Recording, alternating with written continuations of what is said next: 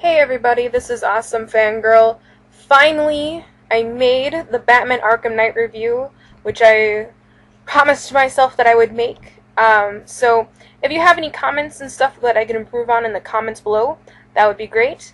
Otherwise, let's just get this review started. So the weapon system was very similar to the game's previous, so it was easier to get into the game a lot faster. There wasn't really much in the way of tutorials, but they did have helpful hints along the way, which was nice.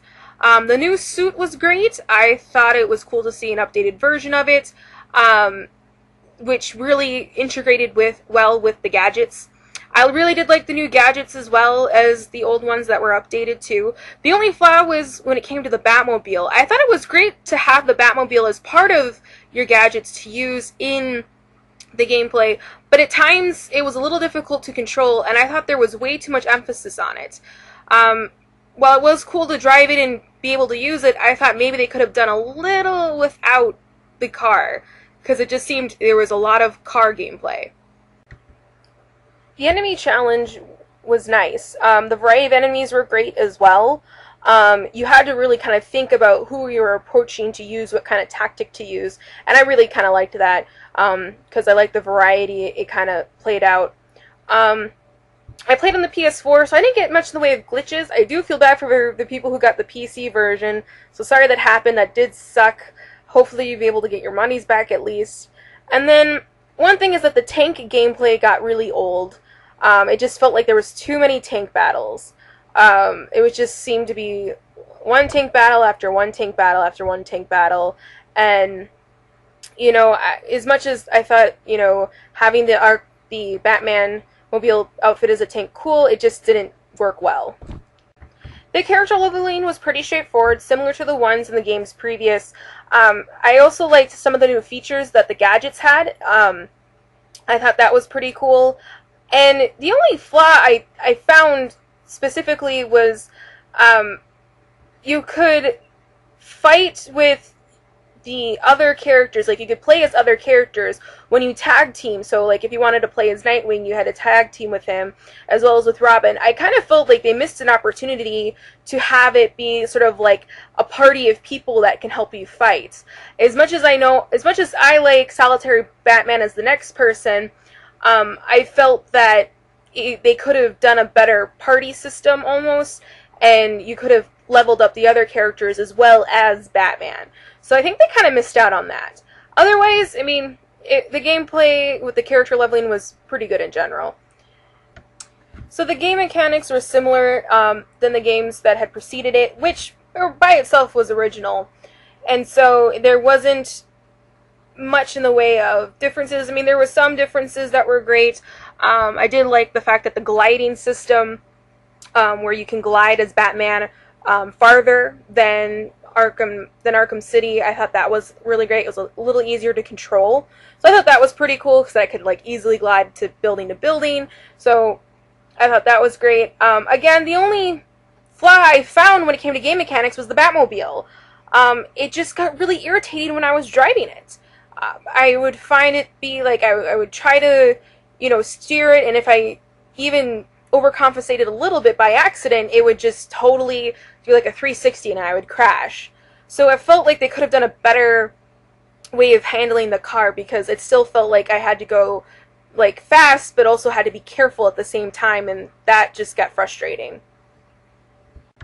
The graphics were amazing. It really gave an interesting sort of semi-realism to the story, while maintaining sort of like the comic book feel of it. Again, I do feel bad for those who played on PC, because I really do feel that the graphics did help with the narrative. It also showed like the gritty world of Gotham, and it really showed like how dark the circumstances were, I believe. And a friend of mine who played on PC, she said she couldn't really get into it because of how bad the graphics were. So for those of you who want to get Batman Arkham Knight, I definitely suggest that if you have a console, get the console version of it, because I heard that the PC is just not that great. So yeah, I mean, it sucks that happened. I always hate it when companies tend to favor one platform or another when they should just treat it all equally. At least that's what I think. So the plot was definitely interesting, but at times it just felt like it was getting way too dragged out. However, the story was engaging enough to forget about how long it seemed. I mean, at times it just felt like there was too much in the way of, for example, the Arkham Knight. It just felt like they kept dragging out the interaction with him when, you know, we all knew it was Jason Todd, you know, in it they could have done the reveal, you know, perhaps maybe a little bit earlier. So there was that. In the end, it was interesting to see how the villains really shaped the game themselves. And, you know, in the end of it all, while, you know, the fans really do love Batman, and I love Batman, we all have a villain that we like as well. And this game, I think, really showed the strengths that the villains have in the Batman Arkham Knight series, and in the comics as well. So I already gave spoilers already about Jason Todd being the Arkham Knight, but there's more spoilers ahead, so if you don't want to hear much about the ending or anything else during the game, please just skip the rest of the video, and then come back and watch if you'd like.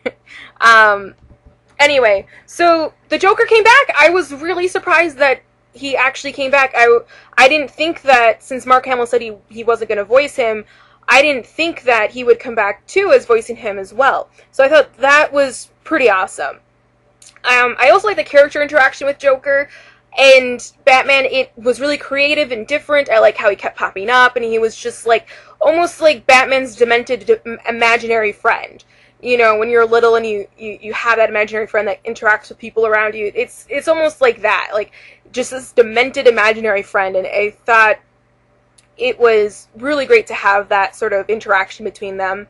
I also thought the other villains brought great depth to the game as well. Poison Ivy, I thought, was really good. I thought she added a great sort of like interesting human element to it, where, you know, not only does she, even though she does not like humans, she also cares about the plants, and so she tries her best to help them.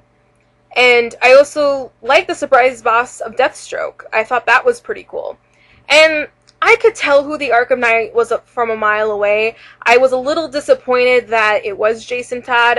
They had said it was going to be a completely new character, so I thought it was going to be someone completely new as the Arkham Knight, but apparently it's Jason Todd, and I kind of figured that out from the dialogue pretty early on. So yeah, other than that, I mean, I did like the overall story. I did like the characters. They were great. So the side missions were good, and again, the Riddler, of course, has like a ton of riddles, and he has like over 200. I think it's like 230 something. And I never really got to finish that one. In fact, I will confess, I never really got to finish a lot of the side missions. I think I have about like 4 or 5 left, and I did, however, try to do the missions that featured a villain, and so I did, I think, the one about the murders, which featured the villain Pig, as well as Penguin, Two-Face, and a couple others as well, and then some stuff with the militia. But I didn't get to finish or get 100%, so in order to get the secret ending, you have to finish everything, it seems. So it's definitely, you put a lot of time and effort into it, and however, I'm just going to probably look up the secret ending online, and that's what probably a lot of people are going to do. The side missions were good, though. I did like it when they did incorporate a villain. It brought an interesting element to it, as well as I also liked it when you could do tag team with other members of sort of like the Batman family. So there's the Penguin mission had Nightwing, and with Catwoman, like the Riddler kidnaps Catwoman, so you can do a mission with her and fight with her. So I thought that was pretty cool.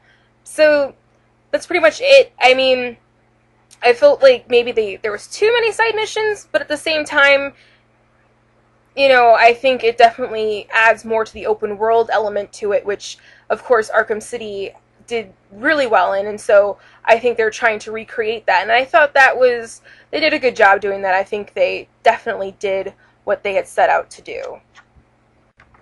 On the scale of fan awesomeness, I give the game an overall 80 out of 100. While I did enjoy the plot and the characters very much, I just felt like there was just way too much emphasis on the Batmobile. I feel like that's where it kind of lacked in gameplay, as well as, you know, it is cool to have the Batmobile and everything to drive, but at the same time, it just felt like it was too much. I felt like if they made it more of an optional, more of an option to travel with, then I felt like it would have been better, because for some reason, from what I could tell in the game, there didn't seem to be any fast travel. Like, it was all done by the car, so I felt like there could have been more of a better system with that.